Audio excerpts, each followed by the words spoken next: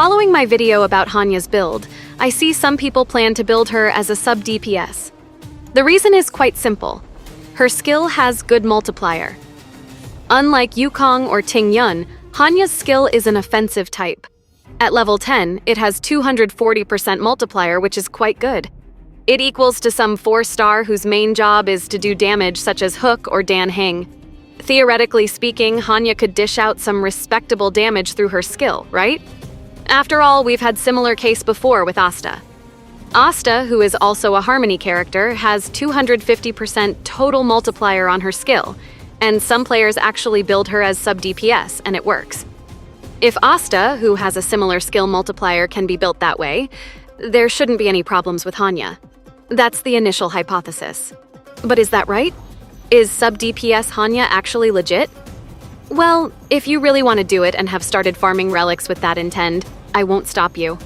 However, if you just start thinking about it, here is some food for thought. Offensive builds are expensive.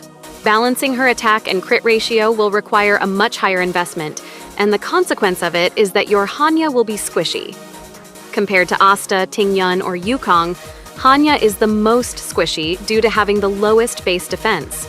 Going for offensive build, you might want to use a light cone with higher def stats, or else she will add more pressure to your sustained character. I prefer if my supports have good survivability. With DPS being inherently squishy, making the supports squishy too means the entire team except for the sustain is squishy. Keeping them alive would be difficult. So in my case, most of my supports are built to survive without relying on sustained character. That's point number 1. The second point is that comparing Hanya to Asta is not exactly correct. Yes, in terms of raw multiplier, they are similar. However, Asta's skill is a bounce attack, which makes it effective to clean up multiple enemies. The attack buff on her skill affects the entire party, including herself. She also has offensive traces that amplify her damage even further. So in her case, it is not purely 250% multiplier in the work, but a cumulative effort of her skill, traces, and the type of her attack.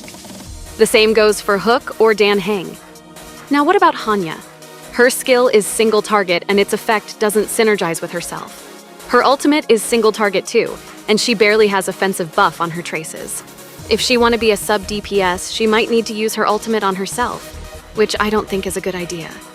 It's obvious to me that Hanya won't be as effective as Asta at this job. Those are a few things you need to consider if you haven't started farming anything for sub DPS build Hanya. Once again, the decision is up to you. It is your account, and I'm just giving some suggestions. If you think the reward is worth all the investment, just go for it.